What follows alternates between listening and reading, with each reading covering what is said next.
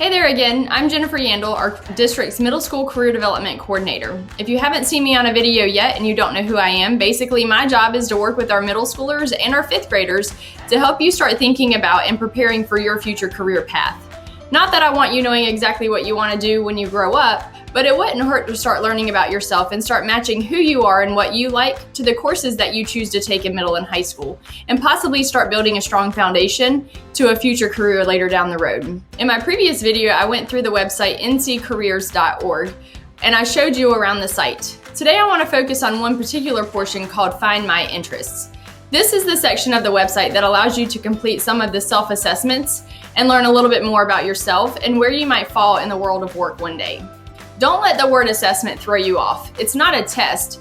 It's just a survey or a questionnaire asking you about things that you may or may not like and things that may or may not describe you. The assessment I'm going to go over with you today is called Interest Finder.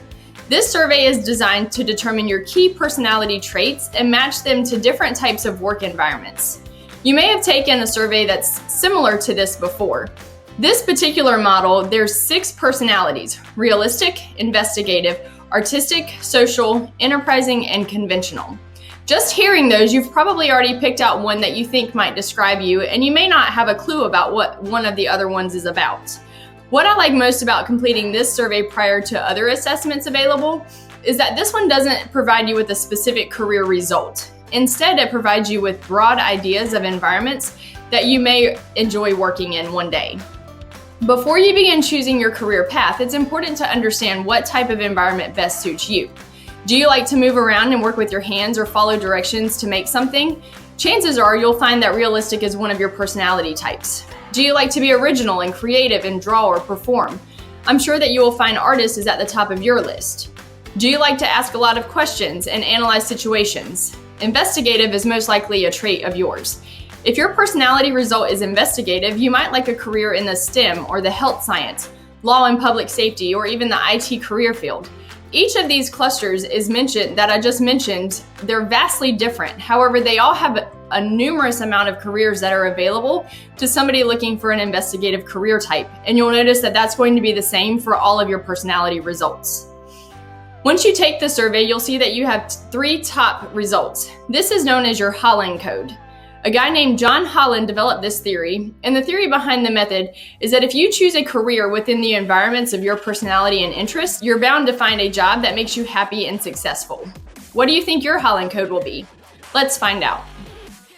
All right, so now I'm within the site of nccareers.org, and I'm going to go back to the homepage just to show you. So if I go to nccareers.org, I'm going to be taken to this homepage.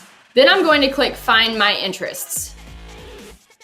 From there, I have an option of a few different assessments. Today, we're going to focus on Interest Finder. So I'm going to click on Interest Finder, and then I'm going to see that there's a short quiz and a long quiz option. It tells me a little bit about the Holland codes, a little bit of what I just talked to you about earlier.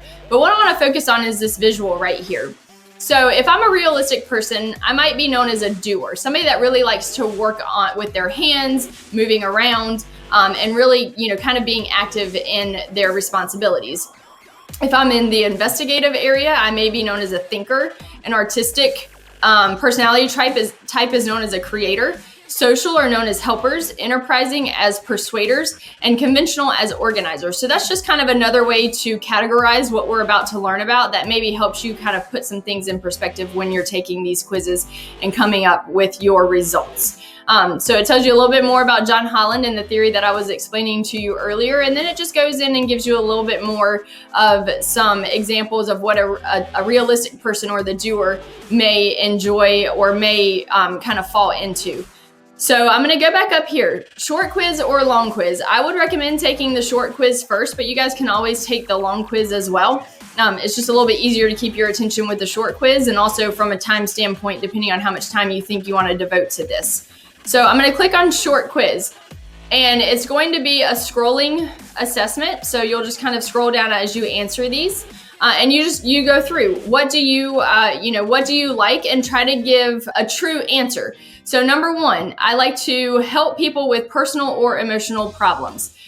Is that a strongly like? Is that a like, a dislike, or a strongly dislike? I highly recommend that you do not click not sure. What do you think the reason for that would be?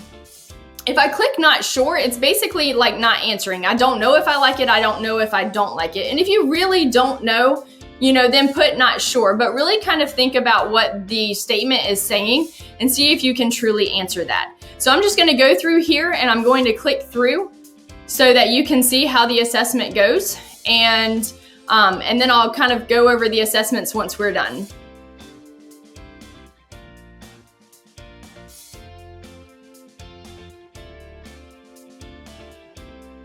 All right, so now we've taken the assessment and you see that we have results. My personal results are going to be 18 social, 11 investigative, 9 realistic, 7 artistic, 5 conventional, and 2 enterprising. And what you're going to see is over here, it says that I have 26 matching occupations that match this particular set of codes or this particular arrangement of my numbers. So I could click here and I could explore matching occupations that go along with all of my codes and all of my scores, or I can select right here and click on social and I can look more at just overall social careers that fall into that personality. So if you watched my last video, I already showed you guys how to research and look at the Explore Occupations section of this website. If you have not seen my last video, then where we are right now is basically the exploration part, the career exploration part. We have a lot of different ways that we can filter out our results. So if you click on interest, right now social is clicked as being the filter that we're looking at. So all of these careers right here are going to be social type careers. Well, maybe I want to look at social and I want to look at investigative. So I can then go through and I can click on a second option as being investigative, and then I can apply that filter. And what this is doing is it's narrowing our search more and more. So the more that you click, the less options that you're going to get. So as you get older, that may be a good thing because you're really wanting to start narrowing down your search options. But right now as a 5th grader, maybe you want to keep it open and look at all of the social careers or all of the realistic careers. But you can definitely click through and you can narrow down those searches to see what options are out there available to you. Once you click on one, and I'm just going to select one, you can research the career a lot more. So this particular one is an education and training cluster, and it's going to tell me what they do. It's going to tell me skills that I need. It's going to go over here and talk about the rating of the job. This one is definitely a high need, high demand job, and it tells me the education I need, how many jobs are going to be available in the future. So you'll see that this particular one has a pretty high growth. So, 5 years down the road, we're looking at about 2,000 more jobs than what we currently have right now. You see your interests over here are going to be social and investigative. So if that's 2 of your top clusters, this may be one that you want to kind of keep in the back of your mind of something that you want to do. Also, if you're thinking about this being a possibility as a job for you, you can start thinking about the courses that you take in middle or high school that could help you get there. Maybe you want to take biotechnology in middle school, or maybe you want to go the health sciences route, or even apply for the Health Sciences Academy in at the high school level. So this is, every site has similar information. Obviously, it's going to be a lot different depending on the career that you select, but all the information is going to be, tailored towards the particular career that you're looking at. There's also a video at the very bottom. I kind of wish it was at the top, but if you scroll to the bottom, you can watch a video about, for this particular one, post-secondary and health specialist teachers. So like I said, we want to just start doing research that is starting to tailor itself to who we are.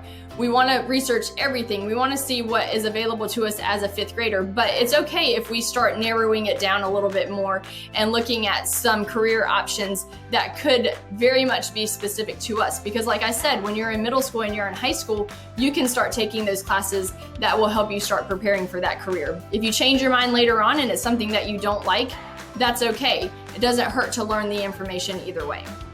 Hope you enjoyed the video.